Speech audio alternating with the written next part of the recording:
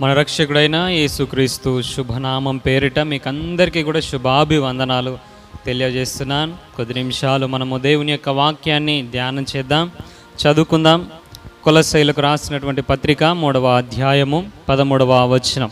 కొలస్సీలకు రాసినటువంటి పత్రిక 3వ అధ్యాయము 13వ వచనం. ఎవడైనను తనకు హాని చేసెనని ఒకడు అనుకొనిన ఎడల ఒకనినొకడు సహించుచు ఒకనినొకడు క్షమించుడి. ప్రభువు మిమ్మును క్షమించినలాగున మీరును క్షమించుడి. ఈ మాట దయచేసి నాతో పాటు అందరు కూడా చెప్తారా? ప్రభువు నన్ను క్షమించినలాగున నేను కూడా అందరినీ క్షమించుదును గాక. ఆమేన్. కొద్ది నిమిషాలు ఇదే మాట మనము ధ్యానం చేద్దాము. ప్రభువు మిమ్మును క్షమించినలాగున మీరు కూడా ఏం చేయాలట? చెప్పాలి. ఈ క్షమించడం అనేటటువంటి మాట మనకు ఎప్పుడు గుర్తుకొస్తుంది అని అంటే గుడ్ ఫ్రైడే గుర్తుకొస్తుంది కదా. ఎందుకు అనంటే యేసుక్రీస్తు ప్రభువారు సిలువలో పలికినటువంటి మొట్టమొదటి మాట ఇదే కదా, తండ్రి వీరేమి చేయుచున్నారో. మనకందరికి భయాడే కదా. ఇన్నేళ్ళ క్రైస్తవ జీవితంలో ఎన్ని గుడ్ ఫ్రైడేలు పోయినాయో కదా. గుడ్ ఫ్రైడేకి వస్తే మళ్ళీ గుడ్ ఫ్రైడేకే క్షమించాలి అనేటటువంటి మాట మనకు గుడ్ ఫ్రైడే గుర్తుకొస్తే మళ్ళీ గుడ్ ఫ్రైడేకే కదా. ప్రియ దేవుని బిడ్డలారా, దేవుని యొక్క వాక్యం లేకపోతే బైబిల్ యొక్క సారాంశం మనము పాత నిబంధన గ్రంథంలో చూసినట్లయితే దేవుడు మోషే ద్వారా ఇశ్రాయేలు ప్రజలకు 10 ఆజ్ఞలు ఇచ్చాడు. ఆ 10 ఆజ్ఞలలో చాలా అద్భుతమైనటువంటి సారాంశము, భక్తి జీవితము, ఆత్మీయ జీవితము ఇమిడి ఉన్నాయి. రాను రాను అనేక ఆజ్ఞలను చెప్తూ వచ్చాడు. మీరు ఇది చెయ్యాలి, ఇది చెయ్యొద్దు, ఇలాగ వెళ్ళాలి, ఇలాగ వెళ్ళొద్దు, ఇక్కడ కూర్చోవాలి, ఇక్కడ కూర్చోవద్దు. ఇలాంటి ఆజ్ఞలు ఎన్నో ఎన్నో ఎన్నో మనకు పాత నిబంధన గ్రంథంలో మనకు కనబడుతూ ఉంటాయి. ఎందుకు అనంటే దేవుడు మనకు ఏమై ఉన్నాడు చెప్పండి? చెప్పాలి. మంచి తండ్రి ఆయన. ఇప్పుడు మీ పిల్లలను చూడండి, వాడు ఒకవేళ ప్రమాదపు అంచులలోకి వెళ్తున్నాడు అనుకోండి, వెళ్ళనీలే అని అనుకుంటామా? ఏమంటాం చెప్పండి? అటు వెళ్ళొద్దు నాన్న అని చెప్తాం. ఎందుకు?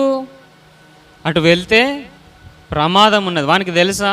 తెలియదు. వాడు అనుకుంటాడు మా డాడీ అటు వెళ్ళొద్దు అంటాడు, ఇటు వెళ్ళొద్దు అంటాడు, ఆడ కూర్చోవద్దు అంటాడు, ఈడ కూర్చోవద్దు అంటాడు, ఆడ ఆడద్దు అంటాడు, ఈడ ఆడద్దు అంటాడు. ఏమవుతుంది అలా ఆడితే? అక్కడ కూర్చుంటే ఏమవుతుంది, అటు వెళ్తే ఏమవుతుంది అనేటటువంటిది తండ్రికి తెలుసు. ఎందుకు? అదే స్టేజ్ నుంచి వచ్చిండు కదా, అలాంటి ఎన్నో చూసిండు కదా. అవునా? ఎంతో అనుభవం ఉన్నది, వయసు ఉన్నది. అలాగ వెళ్తే ఏం జరుగుతుంది, అక్కడ కూర్చుంటే ఏం జరుగుతుంది, ఆ మార్గం గుండా వెళ్తే ఏం జరుగుతుంది అనేటటువంటి విషయము ఆ బాలునికి తెలియదు, పిల్లలకు తెలియదు, తండ్రికి తెలుసు, తల్లికి తెలుసు. కాబట్టి కొన్ని రిస్ట్రిక్షన్స్ పెడతారు. ఆ రిస్ట్రిక్షన్స్ని బట్టి పిల్లలు ఏమనుకుంటారనంటే, నాకు స్వేచ్ఛ లేకుండా చేస్తాను మా డాడీ, మా మమ్మీ నాకు స్వేచ్ఛ లేకుండా చేస్తుంది. ఎన్ని రిస్ట్రిక్షన్స్! అటు పోవద్దంటది, ఇది తినద్దంటది, అటు కూర్చోవద్దంటది, ఈ మార్గం గుండా అక్కడ ఆడద్దు. అమ్మ ఎన్ని చెప్తారో కదా. మా ఆనందానికి, మా సంతోషానికి ఏమేస్తున్నారు చెప్పాలి? అడ్డుబండ వేస్తున్నారు. ఎప్పుడు మమ్మల్ని ఆడుకొనియరు. ఇలాంటి మనస్సు చిన్నపిల్లలకు ఉంటుంది. ఎవరికి ఉంటుంది? పెద్దవాళ్ళకు ఉంటుందా? చెప్పాలి. పెద్దవాళ్ళకు ఉంటుందా? ఇటు వెళ్ళొద్దాని అంటే ఇటు ఈ ప్రమాదం ఉన్నది కాబట్టి వెళ్ళొద్దని ఆలోచన చేస్తారు. చిన్నపిల్లలు అట్లా ఆలోచన చేస్తారా? దేవుడు కూడా కొన్ని ఆజ్ఞలు ఇచ్చాడు అనంటే ఆ ఆజ్ఞలను బట్టి మనం కూడా ఏమనుకుంటాం అనంటే, అబ్బా ఇంత కఠినాత్ముడా దేవుడు అంటే. మనది ఏం మనసు చెప్పండి? చెప్పాలి. చిన్న పిల్లల మనసు. మనది ఏ మనసు? పౌలు భక్తుడు అంటాడు, నేను మీకు బిర్యానీ పెడదాం అనుకున్నా, మంచి మటన్ కూరతోటి మంచి ఫుడ్ పెడదామని అనుకుంటే మీరు ఇంకా ఎట్లున్నారు చెప్పాలి? పాలు తాగే అనుభవంలోనే ఉన్నారు. నిజంగా ప్రియ దేవుని బిడ్డలారా, ఎన్ని సంవత్సరాలు మన క్రైస్తవ జీవితంలో ఎన్ని వాక్యాలు వింటామో, ఎన్ని ప్రసంగాలు వింటామో, ఇంకా ఎలా ఉంటుంది మన అనుభవం అని అంటే, పాలు తాగే అనుభవమే. ఒక గద్దింపు, ఒక హెచ్చరిక, లేకపోతే ఒక ఆజ్ఞ వచ్చింది అని అంటే ఇది ఎందుకు చెప్తున్నాడు దేవుడు, ఇలాగ ఎందుకు చెప్తున్నాడు అనేటటువంటి ఆలోచన ఉండదు. కానీ ఏం ఆలోచన ఉంటుంది అని అంటే నా సంతోషాన్ని అడ్డుబండ వేస్తున్నాడు దేవుడు. అలాగే ఇశ్రాయేలు ప్రజలు చాలాసార్లు అలా అనుకున్నారు. ఎన్నిసార్లు అనుకున్నారో అట్లా కదా. పాత నిబంధన గ్రంథంలో ఎన్నో ఆజ్ఞలు ఇస్తూ వచ్చాడు. అవన్నీ కూడా ఇశ్రాయేలు ప్రజలకు చాలా కఠినంగా అనిపించినాయి. కానీ వారి క్షేమము కోరి దేవుడిచ్చాడు. అయితే రాను రాను రాను రాను ఏమైపోయింది అని అంటే కొత్త నిబంధనకు వచ్చేసరికి, అంటే యేసుక్రీస్తు ప్రభువారు ఈ లోకానికి మనుష్యావతారంగా వచ్చి యేసుక్రీస్తు ప్రభువారు మన కొరకై, మన పాపముల కొరకై సిలువలో మరణించిన తర్వాత, క్రొత్త నిబంధన స్టార్ట్ అయిన తర్వాత ఆ ఆజ్ఞలన్నింటినీ 10 ఆజ్ఞలను కూడా ఎక్కడికి కుదించాడు చెప్పండి? 2 ఆజ్ఞలకు కుదించాడు. 10 ఆజ్ఞలు ఉండే. మోషే ధర్మశాస్త్రం ప్రకారంగా ప్రతి ఒక్కడు కూడా 10 ఆజ్ఞలు పాటించాలి. ఎన్ని ఆజ్ఞలు పాటించాలి? 10 ఆజ్ఞలు పాటించాలి. కానీ యేసుక్రీస్తు ప్రభువారు ఎన్ని ఆజ్ఞలకు కుదించిండు? 2 ఆజ్ఞలకు కుదించారు. మనం అనుకుంటాం ఇది కృపాకాలం కాబట్టి 10 ఆజ్ఞలు పాటించాల్సినటువంటి అవసరం లేదు, 2 ఆజ్ఞలు పాటిస్తే సరిపోతుందని. కానీ ప్రియ దేవుని బిడ్డలారా, ఆ 2 ఆజ్ఞలు మీరు చూసినట్లయితే ఆ 10 ఆజ్ఞలలో ఏ సారాంశం ఉన్నదో ఈ 2 ఆజ్ఞలలో అదే సారాంశం ఉన్నది.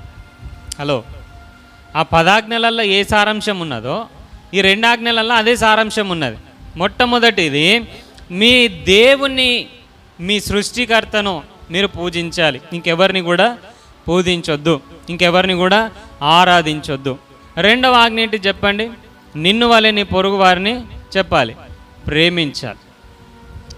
ఆ పాత నిబంధన 10 ఆజ్ఞలలో చూసినట్లయితే నరహత్య చేయొద్దు, దొంగతనం చేయొద్దు, పొరుగు వారిని ఆశించొద్దు, ఇవన్నీ చెప్పుకుంటూ వచ్చాడు. కొత్త నిబంధనలకు వచ్చేసరికి నిన్ను వలె నీ పొరుగు వారిని ప్రేమించమని ఒకటే ఆజ్ఞతో చెప్పేసింది. ఇవి 2 ఆజ్ఞలు పాటిస్తే నువ్వు బైబిల్ అంతా పాటించినట్టే. ఇక ఎందుకు అనంటే బైబిల్ సారాంశం అంతా కూడా ఈ 2 ఆజ్ఞలలోనే ఉన్నది. యేసుక్రీస్తు ప్రభువారు వాటిని చేసి మనకు చూపించి మాదిరి ఉంచి వెళ్ళిపోయాడు. ఆయన మనకు మంచి మాదిరి అనేటటువంటి విషయం బైబిల్ గ్రంథం మనకు స్పష్టం చేస్తుంది. ప్రియ దేవుని బిడ్డలారా, ఇలా చేయటము, ఈ ఆజ్ఞలను పాటించడము చాలా కష్టం. మా సంతోషాన్ని హరించి వేస్తున్నాడు దేవుడు, మా సంతోషానికి ఆటంకాలు, అడ్డుబండలు వేస్తున్నాడు దేవుడు అని ఇశ్రాయేలు ప్రజలందరూ కూడా, సర్వమానవాళి కూడా తలస్తే యేసుక్రీస్తు ప్రభువారు వచ్చి ఆజ్ఞలను పాటించడం అతి కష్టమైనటువంటి పనేం కాదు, చాలా సులువు అని మంచి మాదిరి మనకు ఉంచిపోయాడు. ఇశ్రాయేలు ప్రజలు అనుకున్నారు ఇది చాలా కఠినమైనది, దీన్ని ఎవడు పాటిస్తాడు అని అనుకున్నారు. కానీ యేసుక్రీస్తు ప్రభువారు ఇది చాలా సింపుల్, నేను పాటించినాను, నేను చేసినాను, మీరు కూడా చేయండి, మీకు కూడా సాధ్యమవుతుంది అని అన్నాడు. ఇక్కడ ఇలాగ చెప్తూ నిన్ను వాళ్ళని పొరుగువారిని ప్రేమించాలి అని అన్నాడు. ప్రేమించాలి అని అంటే మొదట మనకు క్షమించేటటువంటి గుణం ఉండాలి. ఎందుకు అనంటే మనము ప్రేమించాలి అనంటే ఒక వ్యక్తిలో ఎప్పుడు ప్రేమిస్తాం చెప్పండి? ఒక వ్యక్తిలో ఏ మనకు నచ్చిన గుణం కనబడుతుందో అప్పుడు ప్రేమిస్తాం. హలో, అవునా? ఒక మనిషిని ఎప్పుడు ప్రేమిస్తాం చెప్పండి? మనకు నచ్చిన క్వాలిటీ ఉంటేనే ప్రేమిస్తాం, మనకు నచ్చినట్టు మాట్లాడితేనే ప్రేమిస్తాం, మన రేంజ్కి తగ్గట్టు ఉంటేనే ప్రేమిస్తాం కదా. ఒకవేళ మనకు నచ్చినట్టు మాట్లాడలేదు, మనల్ని కాస్త ఇబ్బంది పెట్టే విధంగా మాట్లాడారు, ప్రేమిస్తామా? చెప్పాలి, ప్రేమిస్తామా? మనకు కాస్త మనసు నొప్పించేటటువంటి మాటలు మాట్లాడారు, ప్రేమిస్తామా? మనకు కాస్త వ్యతిరేకంగా మాట్లాడారు, ప్రేమిస్తామా? కానీ దేవుడు అన్నాడు ప్రేమించాలి అని అన్నాడు. ప్రేమించాలి అని అంటే మొదట క్షమించేటటువంటి మనసు మనకు ఉండాలి. ఎందుకు అనంటే ఒక మనిషి మనకు దగ్గరైతున్నప్పుడు ఆ మనిషిలోని ఉన్నటువంటి లోపాలు మనకు కనబడతాయి. ఒక మనిషి మనకు దగ్గరైతూ ఉన్నప్పుడు మనకు ఆ మనిషికి క్లోజ్నెస్ పెరిగినప్పుడు కాస్త మునుపున్నటువంటి మర్యాద, మునుపున్నటువంటి ఆ యొక్క రెస్పెక్ట్ అనేటటువంటిది ఉండదు, కాస్త నిజాలు మాట్లాడతారు. హలో కదా, మనుషులు దగ్గర అయితే కాస్త నిజాలు మాట్లాడతారు. ఎందుకనంటే నిన్ను కొన్ని సంవత్సరాల తరబడి చూస్తూ ఉన్నారు కదా, నువ్వేంటో వాళ్ళకు తెలుసు కదా, కాబట్టి నువ్వేంటో మాట్లాడతారు. అప్పుడు మన మనసు ఏమవుతుంది చెప్పాలి, గాయం అవుతుంది. అప్పుడు మనం ఏం చేస్తాం, ప్రేమించడం మానేస్తాం, క్షమించడం మానేస్తాం. అందుకే దేవుడు ఏమంటున్నాడనంటే, ప్రభువు మిమ్మును క్షమించిన లాగున మీరు కూడా క్షమించాలని అన్నాడు. ప్రభువు ఎలాగ క్షమించాడు, ప్రభువు ఎలా క్షమించాడు అని అంటే, యేసుక్రీస్తు ప్రభువారి జీవితంలో 12 మంది శిష్యులను మనం చూస్తాం కదా. ఎంతోమంది ఉన్నారు, చాలామంది వెంబడించారు, చాలామంది స్వస్థతల కొరకు వచ్చారు, చాలామంది శిష్యులుగా పరిగణింపబడ్డారు. కానీ చివరిగా మిగిలింది ఎంతమంది అని అంటే 12 మంది మిగిలారు. 12 మంది మిగిలారు. ఆ 12 మందిలో నుంచి ఒకడు తప్పిపోయాడు. వెళ్ళాల్సినటువంటి చోటుకి వెళ్ళకుండా తప్పిపోయాడు. ఆ స్థానంలో మరొక అతను వచ్చాడు. అయితే ఈ మిగతా వాళ్ళందరిని వదిలిపెట్టండి. ఈ 12 మంది యొక్క జీవితాలను మనం చూసినట్లయితే 12 మంది యొక్క జీవితాలు ఎలా ఉన్నాయనంటే, 12 మందిని దేవుడు పేరు పెట్టి పిలిచి ఎంచుకున్నాడు. తనతో పాటు తను ఎక్కడ ఉంటే అక్కడ తనతో పాటు వారిని తీసుకొని వెళ్ళాడు. వారు ఏమైనా పస్తులు ఉన్నారా? 3.5 సంవత్సరాలు ఎక్కడ పస్తులు ఉన్నట్టు లేదు ప్రియ దేవుని బిడ్డలారా. 3.5 సంవత్సరాలు అనేకమైనటువంటి అద్భుతాలను చూశారు. దేవుడు యేసుక్రీస్తు ప్రభువారు ఎక్కడికి వెళ్తే అక్కడికి వెళ్ళారు. ఆయన ఏది పెడితే అది తిన్నారు. అనేక అద్భుతాలను చూశారు. ఆయన గొప్పవాడని, ఆయన మనుష్య కుమారుడని, ఆయన దేవుని కుమారుడని వాళ్ళు గుర్తెరిగారు. అయితే ఆ 12 మంది జీవితాలలో 12 రకాల అనుభవాలు. ఎలా అంటే, ఒక అతనికి ఫైనాన్షియల్ ఆ యొక్క ఆర్థిక శాఖ మంత్రిగా దేవుడు ఎన్నుకుంటే, ఆయన ఎప్పుడు ఏం చేసేవాడంటే, ఆ సంచిలో పడేటటువంటి సొమ్మంతా కూడా అందులో నుంచి సగం ఈయన జేబులోకి వెళ్ళేది, సగం ఆ సంచిలో ఉండేదట. అది తెలియదా యేసయ్యకు? చెప్పాలి, తెలియదా? తెలుసు, సంచిలో పడే సొమ్మంతా కూడా సగం ఈయన దొంగిలిస్తున్నాడని తెలుసు. కానీ చివరి వరకు కూడా, ఆయనను అప్పగించే అంతవరకు కూడా యూదా ఇస్కరియోతును దేవుడు ఏం చేశాడు చెప్పాలి, ఏం చేశాడు? క్షమించాడు కాబట్టి ప్రేమించగలిగాడు. చివరిగా ఆయన అప్పగించేటటువంటి సందర్భంలో యూదా ఇస్కరియోతు వచ్చి ముద్దు పెట్టుకున్నాడట. ముద్దు పెట్టుకొని ఆయనను అప్పగిస్తుంటే ఇక మనం అయితే ఏం తిడతామో కదా, ఎన్ని తిట్లు వస్తాయో. నమ్మక ద్రోహి, ఇంతకాలం నమ్మినాను కదరా నిన్ను, ఇంత మంచిగా నా ఎంబడేసుకొని తిరిగినాను కదా, నమ్మక ద్రోహి, బుద్ధిహీనుడా, ఇక ఇంగ్లీష్ పదాలన్నీ వస్తాయి. కానీ యేసుక్రీస్తు ప్రభువారు చెప్పినటువంటి మాట ఏంటో తెలుసా? చెలికాడ. చెప్పాలి, ఏంటిదట? చెలికాడ. ఎందుకు అనగలిగాడు? క్షమించాడు కాబట్టి అనగలిగాడు. ప్రేమించాడు కాబట్టి అనగలిగాడు. చాలామంది ఇప్పుడు కూడా అలాగా పైకి అనేటటువంటి వాళ్ళు కొంతమంది ఉంటారు, పైకి పెదవులతోటి అనేటటువంటి వారు కొంతమంది ఉంటారు. కానీ యేసు ప్రభు వారు అట్లా కాదు, హృదయాంతరంగంలో నుండి పిలిచినటువంటి పిలుపు ప్రియ దేవుని మీద. ఇంకొక అతను ఉన్నాడు, ఆయన ఎలాగనంటే యేసు ప్రభు వారితోటే తిరిగిండు. యేసు ప్రభు వారు చేసిన అద్భుతాలన్నీ తెలుసు, ఆయన చెప్పిన ప్రవచనాలన్నీ తెలుసు. ఆయన చనిపోయి తిరిగి లేస్తే శిష్యులందరూ అంటున్నారు, యేసుక్రీస్తు ప్రభువారు వచ్చారు, ఆ సమాధిని గెలిచి లేచాడు, మన దగ్గరికి వచ్చాడు అని అంటే ఈయన అంటాడు, నేను నమ్మ. ఏంటిదట? నేను నమ్మ. అరే, నీ ముందే అద్భుతాలు చేసిండు కదా, నీ ముందే ఎన్నో సూచక క్రియలు చేసిండు కదా, నేను నమ్మ. ఇంకా ఎలాగంటే ఈయన ఎప్పుడు నమ్ముతాడట అని అంటే, ఆయన గాయాలల్లో ఏలు పెట్టి చూస్తే తప్ప నేను నమ్మనట. అబ్బా, ఎంత మంచి నమ్మకస్తుడు కదా ఈయన. ఇలాంటి అపనమ్మకస్తుడని దేవునికి తెలియదా? తెలుసు. అయినప్పటికీ కూడా వెంబడేసుకొని తిరిగిండు. అయినప్పటికీ కూడా తనతో పాటు ఉంచుకున్నాడు. ఎందుకు? క్షమించాడు, ప్రేమించాడు కాబట్టి. ఇంకొక అతను ఉన్నాడు, ఆయన ఎలాగనంటే ఆయనకు అన్ని పరలోక మర్మాలు కూడా తెలుస్తాయి. ఆయనకు పరలోక మర్మాలన్నీ తెలుస్తాయి.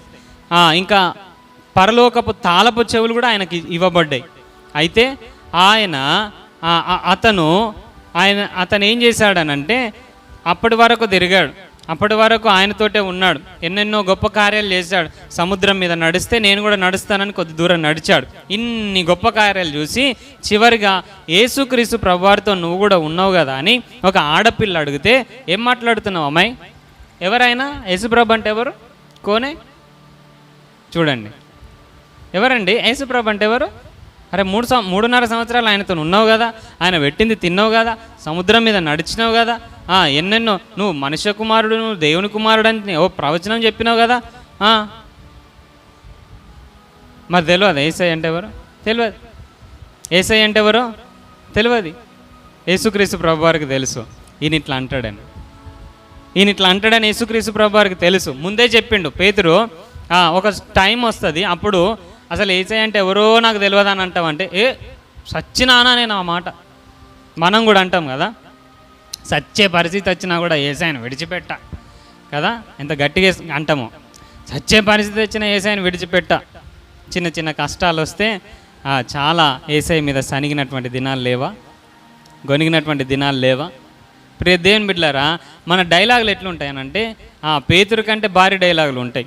సచ్చినా కూడా నేను అసలు ఏం మాట్లాడా ప్రభా, ఏంది నా ఫెయిత్ ఏంది, నా భక్తి ఏంది, నా కథ ఏంది, సచ్చినా నేను అట్లానా అని అంటే, నోర్ముయి పేతురు 3 సార్లు నువ్వు అంటావు, కోడి కూయక ముందే అంటావు అని అంటే, అక్కడికి పోయిన తర్వాత ఒక ఆడపిల్ల అడిగితే, యేసయ్య ఎవరో తెలియదమ్మా, అసలు ఎవరి గురించి మాట్లాడుతున్నారు మీరు, ఆయన ఎవరు, ఆయన ఎక్కడుంటాడు, ఈయనకు రిటర్న్ క్వశ్చన్ అడుగుతాను ఆమెను, ఎవరు యేసయ్య అంటే ఎవరు అసలు, ఎక్కడుంటాడు ఆయన? చూడండి, తెలియదా యేసయ్యకి? తెలుసు. ఆ 12 మంది కూడా 12 రకాల అనుభవాలు కలిగినటువంటి వ్యక్తులు. ఆయన అప్పగింపబడ్డప్పుడు ఈ 12 మంది కూడా ఆయనను విడిచి వెళ్ళిపోతారని కూడా తెలుసు. అలాంటి అప్పుడు ప్రేమించగలుగుతామా మనం కనుక ఆ ప్లేస్లో ఉంటే? ఒక టైం వస్తుంది, ఆ టైంలో, ఆ కష్ట సమయంలో నాకు ఉన్నోళ్ళందరూ కూడా నన్ను విడిచి వెళ్ళిపోతారు అని అన్నప్పుడు మనం ప్రేమించగలుగుతామా? దగ్గర పెట్టుకోగలుగుతామా? బువ్వ పెడతామా ఆయనకు? చెప్పండి, పెడతామా? ఒక టైం వస్తుంది, వాడే మనల్ని నిందిస్తాడు, వాడే మనల్ని విడిచి వెళ్ళిపోతాడు, మన దగ్గర ఉండడు కష్ట సమయంలో అని మనకు తెలిసినప్పుడు మనము ప్రేమించి వానికి రోజు అన్నం పెట్టి మనం దగ్గరగా ప్రేమగా చూసుకుంటామా? వాడు చేసిన తప్పులను క్షమిస్తామా? కానీ దేవుడు క్షమించాడు, యేసయ్య క్షమించిండు, యేసయ్య ప్రేమించగలిగిండు. ఆయన మనకు మంచి మాదిరి, ప్రియ దేవుని బిడ్డలారా. అందుకే ఆయన ఎలాగా ఈ 12 మంది జీవితాలలో ఎలాగనైతే ప్రేమను కనిపరిచాడో, ఈ 12 మంది జీవితాలలో ఎలాంటి క్షమాగుణాన్ని అయితే చూపించగలిగాడో, ఈ దినం ఇక్కడ కూర్చున్న మనందరి జీవితాలలో కూడా అదే ప్రేమ, అదే క్షమాపణ కలిగినటువంటి దేవుడుగా ఉన్నాడు. కాదంటారా ప్రియ దేవుని బిడ్డలారా? నిన్ను కూడా ఆ 12 మందిని ఏ విధంగా ప్రేమించాడో అదే విధంగా ప్రేమించాడు. నిన్ను కూడా ఆ 12 మందిని ఏ విధంగా క్షమించాడో అదే విధంగా క్షమించాడు. వాళ్ళు ఏ విధంగానైతే దేవునికి తిరస్కారంగా, దేవునికి వ్యతిరేకంగా, దేవుణ్ణి దుఃఖపరిచి బాధ పెట్టినటువంటి ప్రజలుగా ఉన్నారో, మన జీవితంలో కూడా మనము కూడా యేసయ్యను ఎరిగినటువంటి వారమే, యేసయ్య పెట్టినటువంటి ఆ ప్రాణ భిక్ష, ఆ రక్తం ద్వారా కడగబడినటువంటి వారమే, ఆయన ఇచ్చిన ఆయుష్, ఆయన ఇచ్చినటువంటి ఆరోగ్యముతో బ్రతుకుతున్నటువంటి వారమే అయినప్పటికీ కూడా ఆయనను నిందించినటువంటి సందర్భాలు, ఆయనను దూషించినటువంటి సందర్భాలు, ఆయన నామము అవమానపరచబడే విధముగా మనము ప్రవర్తించినటువంటి సందర్భాలు మన జీవితంలో లేవా? చెప్పాలి, లేవా? మన జీవితంలో ఆయన నామానికి అవమానము కలిగించేటటువంటి పరిస్థితులు మన జీవితంలో లేవా? ఉన్నాయి.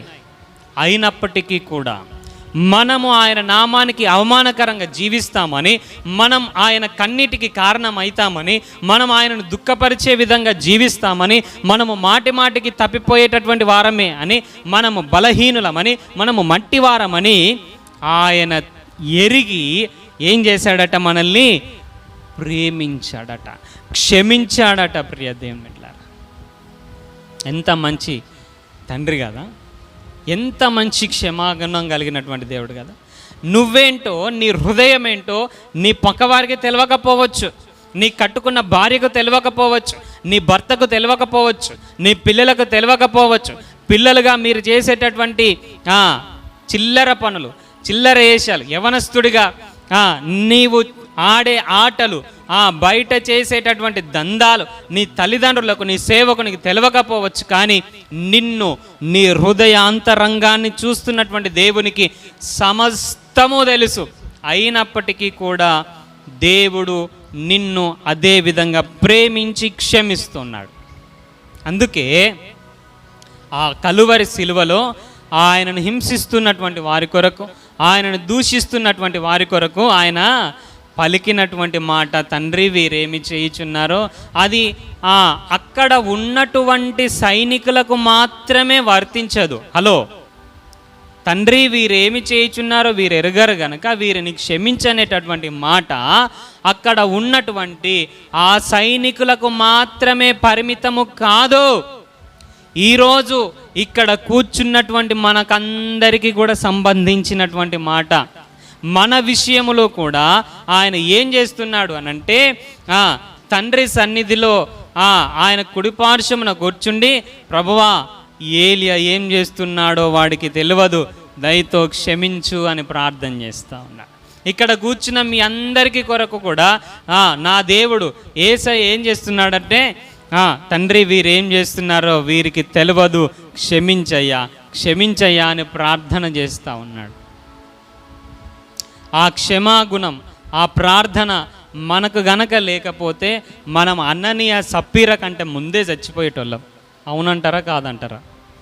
అననీయ సప్పీర కంటే ముందే మనం చనిపోయేటటువంటి వారం. కానీ మన రక్షకుడైనటువంటి దేవాది దేవుడు మన కొరకు విజ్ఞాపన చేస్తూ ఉన్నాడట. అంత మంచి క్షమించేటటువంటి దేవుడు.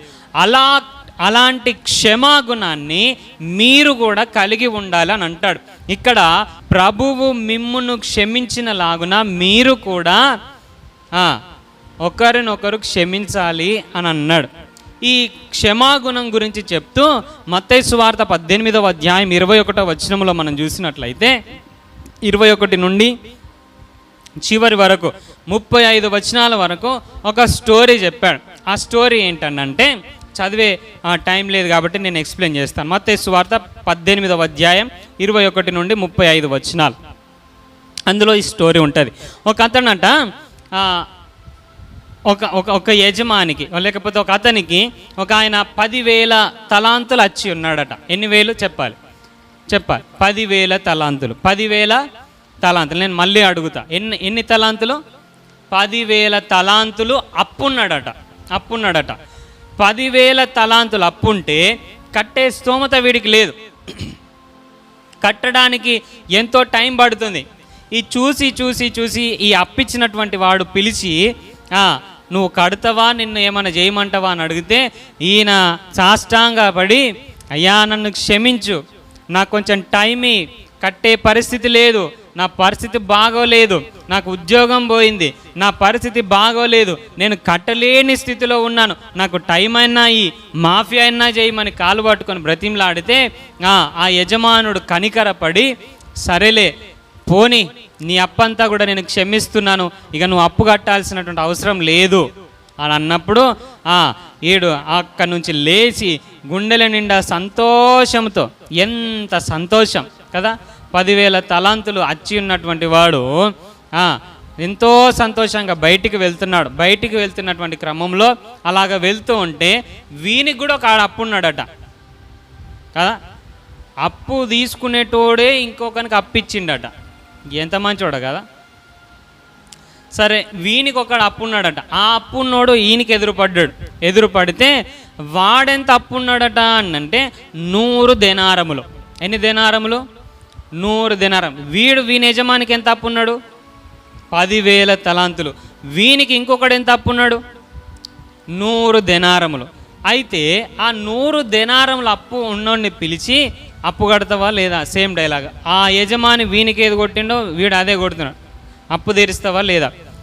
వీడు అతను కూడా సేమ్ అట్లాగే, అయ్యా కట్టే పరిస్థితి లేదు, ఉద్యోగం లేదు, పిల్లలు ఆకలి కలమటిస్తూ ఉన్నారు, నా ఇంట్లో పరిస్థితి బాగోలేదు, రేషన్ లేదు, ఇంట్లో తినడానికి తిండే లేదు, నన్ను కడతానయ్యా కొంచెం టైం లేకపోతే ఓర్చుకో అయ్యా ప్లీజ్ అని అంటే లేదు లేదు లేదు లేదు ఇప్పుడు కట్టాల్సిందే, అయ్యా ప్లీజ్ అయ్యా కొంచెం టైం అని అంటే ఏంద్రా నీకు టైం ఇచ్చేదని చెప్పి పోలీసు వాళ్ళని పిలిచి అప్పగించేశాడట, చెరసాలలో వేయించేశాడట.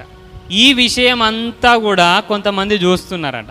కొంతమంది చూస్తూ ఉంటే వీళ్ళు వచ్చి ఈయన ఎవరికైతే అప్పున్నాడో ఆ యజమానునికి చెప్పారట, అయ్యా నీ దగ్గర 10,000 తాళంతలు అప్పున్నోనికి నువ్వు క్షమించమంటే క్షమించి వదిలేసినావు కదా, అయితే వానికి ఒక 100 దేనారంలు అప్పున్నోడు ఉన్నాడు, వాని విషయంలో కూడా సేమ్ అట్లనే జరిగితే వాడు కూడా క్షమించమని అడిగితే క్షమించకుండా వాడు జైల్లో వేయించిండంటే ఆ యజమాని ఈయన పిలిచిండట.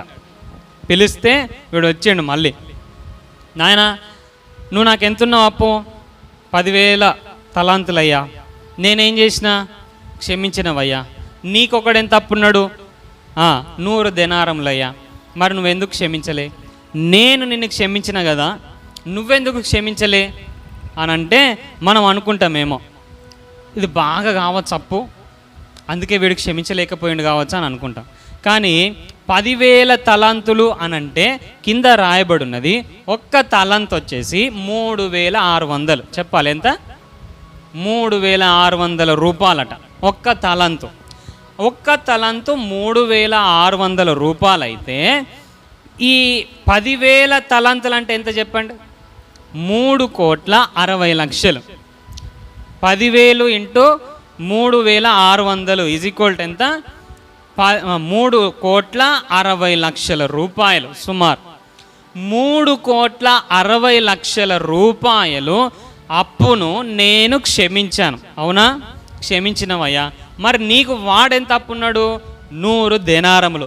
100 దేనారములు అనంటే ఒక్క దేనారం వచ్చేసి ₹1/2. ఆటాన ₹1/2 అంటే ఇప్పుడు లెక్క చేయండి, ఎన్ని దేనారములు ఉన్నాడు? 100 దేనారములు. 100 దేనారములు, 100 దేనారములు ఇంటూ ₹1/2 ఈజ్ ఈక్వల్ టు ఎంత? ఎంత? ₹50. 3,60,00,000 నుండి ₹50 ఎంతనో చెప్పాలి మీరు. 3,60,00,000 నుండి ₹50 ఎక్కడ ఎన్నికైతుంది చెప్పాలి. 3,60,00,000 రూపాయలు అప్పుంటే ఆ అప్పును యజమాని క్షమించాడు, వీడు ఎంత కృతజ్ఞత కలిగి ఉండాలి? వీనికి ₹50 అప్పున్నోని పట్టుకొని వాడిని పీడించి వాడిని కొట్టి జైల్లో వేసిండట. 3,60,00,000 ఎక్కడ? ₹50 ఎక్కడ? అందుకే ఈ యజమాని ఏం చేసిండంటే నువ్వేం చేసినావో నీకు అదే జరుగుతుంది అని చెప్పేసి వాడిని జైల్లో వేశాడట. ప్రియ దేవుని బిడ్డలారా, అందుకే యాకోబు భక్తుడు ఒక మంచి మాట మాట్లాడాడు. 2వ అధ్యాయము 13వ వచనంలో చూసినట్లయితే కనికరము చూపని వాడు కనికరము లేని తీర్పే పొందుతాడట. చెప్పాలి, ఏం తీర్పు పొందుతాడట? కనికరం అనేటటువంటిది లేనోడు కనికరము లేనటువంటి తీర్పే పొందుతాడట. ఇక్కడ 3,60,00,000 అప్పుంటే కనికరముతో యజమాని క్షమించాడు. వీడు కూడా ఏం చేయాలి? కనికరముతో వీడు కూడా క్షమించాలి. కానీ ₹50 అనేటటువంటిది ఎక్కడికి ఎన్నికకు రాదు, అసలు లెక్కకే రాదు. 3 కోట్ల రూపాయల నుంచి ₹50 ఏం ఎన్నిక వస్తుంది చెప్పండి?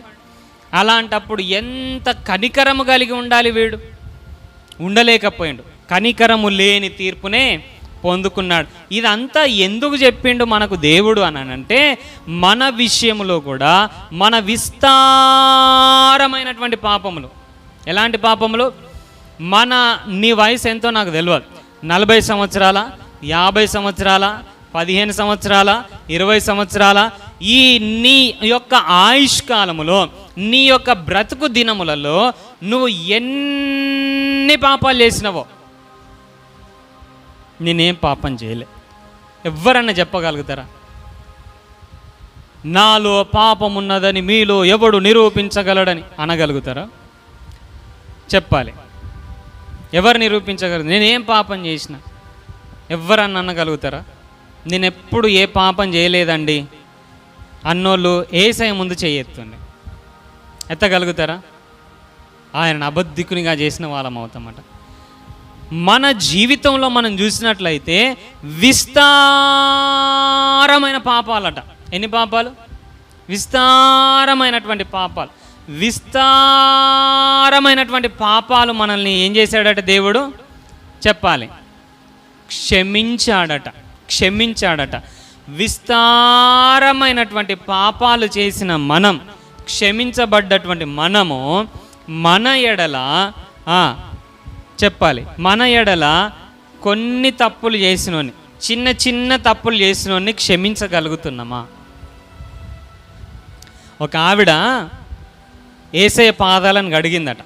కన్నీటితో కడిగి అత్తరుతో పూసి తల వెంట్రుకలతో తుడిచి అత్తరు పూసిందట.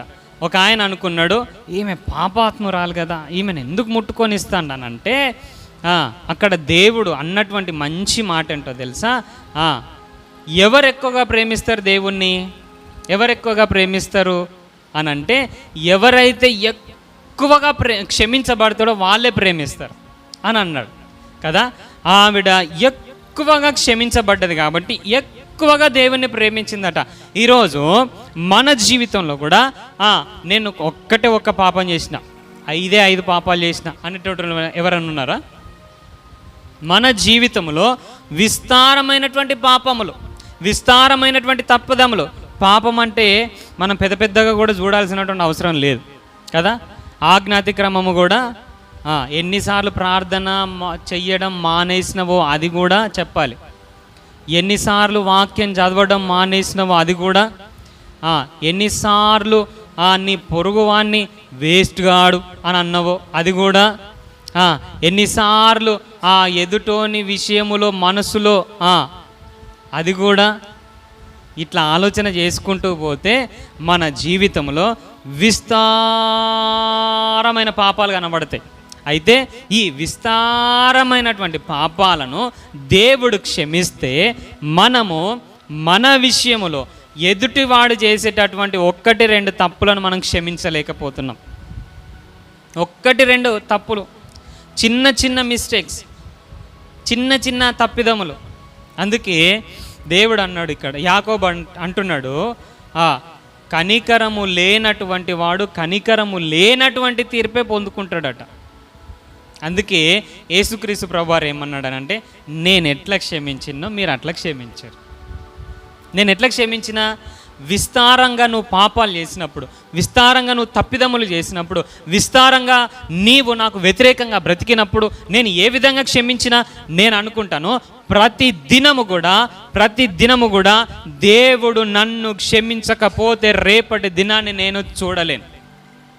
హలో, దేవుడు గనక ఈరోజు నన్ను క్షమించకపోతే, ఈ క్షణం నన్ను క్షమించకపోతే, ఉదయం నేను లెగిస్తే రాత్రి పడుకునేంత వరకు ఎన్నిసార్లు క్షమించకపోతే రేపటి ఉదయాన్ని నేను చూడలేను, రేపటి ఉదయాన్ని మీరు చూడలేరు.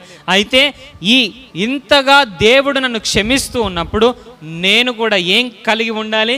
దేవుడు నన్ను క్షమించినట్లు నేను కూడా ఇతరులను క్షమించేవాడనై ఉండాలి, ప్రేమించేటటువంటి వాడనై ఉండాలి. అందుకే దేవా మాకు ప్రార్థన నేర్పవా? యోహాను తన శిష్యులకు ప్రార్థన నేర్పిండు, మాకు కూడా నువ్వు ప్రార్థన నేర్పవా అని శిష్యులు అడిగితే ప్రార్థనలో ఒక మంచి మాట నేర్పించాడు. ఏం మాట చదవాలి? అక్కడ మత్తయి సువార్త 6వ అధ్యాయము 12, 14, 15 వచనాలు చూసినట్లయితే, మా రుణస్థులను మేము క్షమించి ఉన్న ప్రకారము మా రుణములను. తెలుసు కదా మనకి ప్రార్థన. మనము డైరెక్ట్గా ఏమని అడుగుతాం? ప్రభా నేను తప్పు చేసినా నాకు క్షమించు, అంతే బస్. కానీ ఇక్కడ నేర్పించిన ప్రార్థన డిఫరెంట్గా ఉన్నది. ఎట్లా? మా రుణస్థులను మేము క్షమించి ఉన్న ప్రకారము మా రుణములను క్షమించుము. ఇక్కడ మొదటి భాగాన్ని మనము స్కిప్ చేస్తాము, రెండో భాగాన్ని మాత్రం అడుగుదాం. ఎందుకు? అది మనకు సంబంధించింది కదా. అయ్యా నన్ను క్షమించు, ఆ పాపం చేసిన, ఈ తప్పు చేసిన, ఇది చేసినా నన్ను క్షమించు. దానికి ముందొకటి ఉన్నది. ఏంటిది? నేను వాడిని క్షమించిన కదా, నన్ను కూడా క్షమించు అని అడగాలి. ఇది ప్రార్థన. ప్రార్థనలో కూడా ఒక మంచి క్లారిటీ ఉండాలి, క్వాలిటీ ఉండాలి. ఏముండాలా? క్వాలిటీ ఉండాలా, క్లారిటీ ఉండాలి. దేవుడేమో ఒక ప్రార్థన నేర్పించిన, నేను క్షమించినట్లు నన్ను క్షమించమని ప్రార్థన చెయ్యి నువ్వు అని అన్నాడు. కానీ మనం ఏం చేస్తున్నాం? నన్ను క్షమించు, నన్ను క్షమించు, నన్ను క్షమించు. అందుకే కింది వచనంలో అంటాడు, మనుషుల అపరాధములను మీరు క్షమించని ఎడల మీరు కూడా క్షమించబడరు. మనుషుల అపరాధములను మీరు క్షమించిన ఎడల మీరు కూడా క్షమించబడతారు. 15వ వచనంలో అంటాడు, మీరు క్షమించకపోతే మీ తండ్రి కూడా క్షమించాడు. అంతే, మీరు క్షమించకపోతే మీ తండ్రి కూడా క్షమించాడు. మీరు క్షమిస్తే మీకు కూడా క్షమాపణ దొరుకుతుంది. మీరు చేసే ప్రార్థన కూడా ఎట్లుండాలనంటే, అయ్యా నేను క్షమించిన వాడిని, ఈ తప్పిదం చేసిండు వాడిని నేను క్షమించిన, నన్ను కూడా క్షమించు అన్నట్లుగా ఉండాలి మీ ప్రార్థన. అందుకే మీరు ప్రార్థన చేసేటప్పుడు విరోధ భావం, వ్యతిరేక భావం, ఏదైనా ఇబ్బంది మీ మనసులో ఉంటే ఫస్ట్ పోయి సమాధాన పడ్డాక ప్రార్థన చేయమని అని అన్నాడు. మనం ఏం చేస్తాం? అవన్నీ వదిలేసి నన్ను క్షమించు, నన్ను ప్రేమించు, నన్ను కాపాడు, మనకి ఇట్లనే ఉంటుంది కదా మన ప్రార్థన. దేవుడేమో ఒక క్రమం చెప్పిండు, ఇట్లా చేయండి అని. మనం ఏం చేస్తామనంటే ఆ ప్రార్థనలో ఉన్నటువంటి దాన్ని సగం స్ప్లిట్ చేస్తాం, సగం అటు పక్కకు పెట్టేసి మిగతా సగాన్ని మాత్రమే పట్టుకుంటాం. నన్ను ఆశీర్వదించు, నన్ను దీవించు, నన్ను క్షమించు, నన్ను ప్రేమించు, నన్ను కాపాడు కదా. నన్ను దీవించు, నన్ను ప్రేమించు, నన్ను క్షమించు, నన్ను కాపాడు. కానీ దేవుడు నేర్పించినటువంటి ప్రార్థన ఏంటో తెలుసా? నీవు కూడా నేను ప్రేమించినట్లుగా ఇంకొకరిని ప్రేమించాలి. నువ్వు క్షమించినాక నన్ను క్షమించమని అడగాలి. ఇదంతా కూడా మనం మర్చిపోయినటువంటి స్థితిలో ఉన్నాం ప్రియ దేవుని బిడ్డలారా. అందుకే ఎఫెసీయులకు రాసినటువంటి పత్రికలో పౌలు భక్తుడు కూడా అంటాడు, 4వ అధ్యాయం 32వ వచనములో, ఒకని ఎడల ఒకడు దయగలిగి కరుణాహృదయులై క్రీస్తునందు దేవుడు మిమ్మును క్షమించిన ప్రకారము మీరు కూడా ఒకరినొకరు క్షమించాలని అంటాడు. ఎలాగట? క్రీస్తునందు దేవుడు మనల్ని ఎలా క్షమించాడో అలాగ క్షమించాలి, అలాగా క్షమించాలి. మన మూలవాక్యం కూడా అదే కదా, ప్రభువు మిమ్మును క్షమించినలాగున మీరు క్షమించాలి. ఒక క్షమాపణకి ఒక కొలత అనేది పెట్టిండు దేవుడు. పేతురు భక్తుడు కూడా ఇంతకుముందు మనం చదువుకున్నటువంటి స్టోరీకి ముందుగా పేతురు భక్తుడు వచ్చి అడుగుతాడు, ఎన్నిసార్లు క్షమించాలయా? క్షమించాలా అని చెప్తున్నావు, ఎన్నిసార్లు క్షమించాలా చెప్పు, ఎన్నిసార్లు క్షమించాలా? చాలామందికి ఇట్లనే ఉంటుంది డౌట్. ఒకసారి 2 సార్లు అంటే క్షమిస్తాం సార్, ఒకసారి 2 సార్లు అంటే పోనీ అని అనుకుంటాం. జీవితాంతం ఇదేనా కథ? ఎన్నిసార్లు క్షమించాలా? దేవుడు అన్నాడు 7 సార్లు క్షమించాలనా అని పేతురు అడిగితే 70 ఏళ్ళ మార్ల మట్టుకు అని అంటాడు. ఎన్నిసార్లట? యేసుక్రీస్తు ప్రభువారు ఇస్కరియోతు యూదాను తనను అప్పగించే అంత వరకు కూడా, చివరి క్షణము వరకు కూడా ప్రేమించాడు. యేసుక్రీస్తు ప్రభువారు అసలు తనను ఎరగనని చెప్పేటటువంటి పేతురుని చివరి వరకు ప్రేమించాడు. ఆయన ప్రేమించినటువంటి విధానం చూడండి. ఆ యొక్క తోటలో వాళ్ళందరూ కూడా ఆయనను పట్టుకోవడానికి వస్తే, మీరు నన్ను పట్టుకోవడానికి వచ్చారు కదా, వీళ్ళందరిని వదిలేసేయండి, వీళ్ళకి ఎవ్వరికి ఏ హాని కలగొద్దు అన్నాను. ఎందుకు? దేవునితో అంటాడు, నీవు నాకు అప్పగించిన వారిలో ఏ ఒక్కరిని నేను పోగొట్టుకోలేదు, అంతగా ప్రేమించిండు. ఈరోజు నీ సహోదరుని నువ్వు పట్టుకోవాలి అనంటే, నీ సహోదరుని నువ్వు దేవుని దగ్గరికి నడిపించాలి అనంటే, నీకు అప్పగింపబడినటువంటి వారిని నువ్వు పోగొట్టుకోవద్దు అనంటే నువ్వేం చేయాలి? అంతము వరకు ప్రేమించాలి. అందుకే పౌలు భక్తుడు అంటాడు, నా ప్రజల కొరకు ప్రాణం పెట్టడానికైనా నేను సిద్ధంగా ఉన్నానని అంటాడు. ఎలాంటి ప్రజలు వాళ్ళు? తన సొంత వారి వలనైనటువంటి ఆపదలను వ్రాయబడి ఉన్నది. సొంత వారు ఆపదలను కలిగించేటటువంటి వారైనప్పటికీ ఆ ఆపదలను కలిగించేటటువంటి వారి విషయములో ప్రాణం పెట్టే అంత ప్రేమ కలిగినటువంటి వ్యక్తి పౌలు భక్తుడు.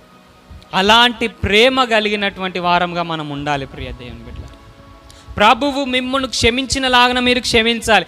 ఒక క్షమాపణకు కొలత ఏమిటి? చాలామంది అడుగుతారు, ఎంతకాలం క్షమించాలా, ఎన్నిసార్లు క్షమించాలి? దేవుడు అన్నాడు, ఇక్కడ చదవండి, లూకా సువార్త 17వ అధ్యాయం 4వ వచనములో, ఒక దినమున 7 మార్లు నీ ఎడల తప్పిదము చేసి 7 మార్లు నీ వైపు తిరిగి మారు మనసు పొందిన క్షమించు ప్లీజ్ అనంటే, రేయ్ నిన్ను 4 సార్లు క్షమించిన ఇక క్షమించే ప్రసక్తి లేదు. ఈ డైలాగులు చాలాసార్లు వస్తాయి మన జీవితం కదా. రేయ్ ఇప్పటి వరకు క్షమించినా కానీ ఇక క్షమించే ప్రసక్తే లేదు కదా. ఎన్నిసార్లు అన్నాము కదా. వాడు చేసిన తప్పుకు అసలు క్షమాపణ అనేదే లేదు, ఇక క్షమించే అవకాశమే లేదు. వాడు మాట్లాడిన మాటలు ఎన్ని ఘోరంగా ఉన్నాయి, వాడు చేసిన తప్పిదములు ఎన్ని ఘోరంగా ఉన్నాయి, వాడి వల్ల నాకు ఎన్ని తలవంపులు. ఇక వాడిని క్షమించే అవకాశమే లేదు, వాడిని క్షమించే ప్రసక్తే లేదు. ఎన్నిసార్లు క్షమించుకుంటూ వచ్చినా దేవుడు అన్నాడు ఒకరోజు 7 సార్లు. 7 అనేటటువంటి సంఖ్య ఏంటిదనంటే సంపూర్ణత్వానికి గుర్తు. సంపూర్ణం అని అంటే ఒకరోజు ఒక వ్యక్తి ఎన్నిసార్లు తప్పులు చేసి ఎన్నిసార్లు నీ వైపు తిరిగి ప్లీజ్ సారీ క్షమించవా అని అడిగితే ఏం చేయాలట? చాలా కష్టమవుతుంది కదా, కష్టమవుతుంది. 10 ఆజ్ఞలు ఇచ్చినప్పుడు ఇశ్రాయేలు ప్రజలు ఇది కష్టం అని ఎలాగ అనుకున్నారో, ఈరోజు దేవుడిచ్చేటటువంటి ఆజ్ఞ మన జీవితంలో కూడా ఎలాగనిపిస్తుంది అని అంటే చాలా కష్టం అనిపిస్తుంది. ఇంత బాధ కలిగిస్తే, ఇంత నొప్పి కలిగిస్తే, ఇంతగా నన్ను అవమానపరిస్తే ఎలా క్షమించగలుగుతాను? అప్పుడు మనం ఏం చేయాలి అని అంటే మనము దేవుణ్ణి జ్ఞాపకం చేసుకోవాలట. ఎలాగా? ప్రభువు మిమ్మును క్షమించినలాగున మీరు కూడా క్షమించాలి అని అన్నాడు. ఎప్పుడైతే ఒక వ్యక్తిని క్షమించలేను, నేను వీన్ని ఇంకా దగ్గరికి తీసుకోలేను, వీన్ని దగ్గరికి ప్రేమించలేను, అసలు నా వల్ల కాదు వీన్ని క్షమించడం అని అనుకుంటావో, అప్పుడు నువ్వేం చేయాలి అని అంటే ప్రభువు నిన్ను ఎలా క్షమించాడో నువ్వు ఆలోచన చేయాలి. ప్రభువు నిన్ను ఎలా ప్రేమించాడో నువ్వు జ్ఞాపకం చేసుకోవాలి. జ్ఞాపకం చేసుకొని దేవుడు నిన్ను క్షమించినట్లు, దేవుడు నిన్ను ప్రేమించినట్లు నీవు కూడా క్షమించి ప్రేమించాలి. ఇది క్రైస్తవుని యొక్క తత్వం, ఇది దేవుడు నేర్పినటువంటి క్రీస్తు తత్వం. కాబట్టి ప్రియ దేవుని బిడ్డలారా, ఈ ఉదయకాల సమయంలో దేవుడు మనకు నేర్పిస్తున్నటువంటి మాట ఏంటిది చెప్పండి? తెలుసు, క్షమించాలని తెలుసు కదా. యేసయ్య క్షమించిండని తెలుసు, మనం క్షమించాలని తెలుసు, కానీ మనం క్షమించాం. ఎందుకు? మనకు కలిగిన హృదయంలో కలిగినటువంటి గాయం అలాంటిది, మనకు హృదయంలో కలిగినటువంటి బాధ అలాంటిది, మనకు హృదయంలో కలిగినటువంటి అవమానం అలాంటిది. అయినప్పటికీ కూడా దేవుడు ఏమంటున్నాడు? సమస్త మనుషులతో, అందరితో సమాధానంగా ఉండండి అని అన్నాడు. ఎందుకు అనంటే, నువ్వు ఎప్పుడైతే దేవుడు నిన్ను క్షమించినట్లు నీ ఎడల తప్పిదం చేసిన వాణ్ణి, నిన్ను బాధ పెట్టినోన్ని, నీ మనసు కృంగదీసినోన్ని, నీకు అవమానాన్ని కలిగించిన వాడిని క్షమిస్తావో, ఆ క్షమాపణ వలన వాని నెత్తి మీద నిప్పుల కుప్పను వేసినోను అవుతావట. దేవుడు చూసుకుంటాడు. నువ్వు క్షమిస్తే దేవుడు చూసుకుంటాడు, నువ్వు పగ తీర్చుకుంటే దేవుడు నీ విషయంలో మళ్ళీ రిటర్న్ అవుతాడు. చదివిర్రా ఈ మాట? నీవు గనక క్షమిస్తే దేవుడు వాని విషయములో జోక్యం చేసుకుంటాడు. నువ్వు క్షమించక నీవే పగ తీర్చుకున్నావు అనుకో, దాని విషయంలో దేవుడు నీకు రిటర్న్ అవుతాడట. కాబట్టి ప్రియ దేవుని బిడ్డలారా, మనము ఎల్లప్పుడూ కూడా క్షమించే వారమై ఉండాలి. మనం క్షమిస్తున్నాం అనంటే నోటితోటి కాదు, మళ్ళా ఎలా క్షమించాలి? హృదయపూర్తిగా క్షమించాలి. ఎలా క్షమించాలి? హృదయపూర్తిగా క్షమించాలి. హృదయపూర్తిగా క్షమించినప్పుడు మనకు ఆశీర్వాదం ఇస్తాడు దేవుడు, వాని సంగతి దేవుడు చూసుకుంటాడు. క్షమించరాని నేరమే, క్షమించరాని తప్పులే, భయంకరమైనటువంటి అవమానాలు, అయినా క్షమించాలి. అదే దేవుని యొక్క తత్వం, అదే క్రీస్తు యొక్క తత్వం ప్రియ దేవుని బిడ్డలారా. కాబట్టి ఈ ఉదయకాల సమయంలో దేవుడు మనతో మాట్లాడుతూ ఉండగా తెలిసిన విషయాలే, చదువుకున్న విషయాలే మనకందరికీ తెలుసు, కానీ చేయడంలో తప్పిపోతున్నాం. కారణం ఏమిటి అనంటే మనకు మనసుకు అయినటువంటి గాయం అలాంటిది. మన మనసుకు కలిగినటువంటి బాధ అలాంటిది. అయినప్పటికీ కూడా నువ్వేం చేయాలి అని అంటే క్రీస్తును జ్ఞాపకం చేసుకో. నీ వల్ల దేవునికి ఎంత బాధ కలుగుతుందో, నువ్వు అబద్ధం ఆడినప్పుడు, నువ్వు చూడరాని దృశ్యాలు చూస్తూ ఉన్నప్పుడు, నువ్వు దేవుని నామానికి అవమానకరంగా మాట్లాడుతూ ఉన్నప్పుడు, నువ్వు దేవుని నామానికి తలవంపులు తెచ్చే విధంగా ప్రవర్తిస్తూ ఉన్నప్పుడు ఆయన ఎంత బాధపడ్డాడు, ఆయన ఎంత దుఃఖించాడు. ఆయన నిన్ను ప్రేమిస్తున్నాడు, ఆయన నిన్ను క్షమిస్తున్నాడు కాబట్టి ఈరోజు నువ్వు బ్రతికి ఉన్నావు. అదే క్షమాపణ గుణం మనం కూడా కలిగి ఉండాలని దేవుడు కోరుతూ ఉన్నాడు. కాబట్టి ప్రార్థన చేసుకుందాం. విన్న వాక్యాన్ని బట్టి తెలిసిన విషయాలే అయినప్పటికీ ఒకసారి జ్ఞాపకం చేసుకుని అప్పగించుకుందాం. ఈ రోజు నుంచి అయినా ఆ క్షమాగుణం, ఆ ప్రేమ గుణం కలిగి మనము జీవించడానికి సిద్ధపడదాం. చిన్న మాట ప్రార్థన చేసుకుందాం.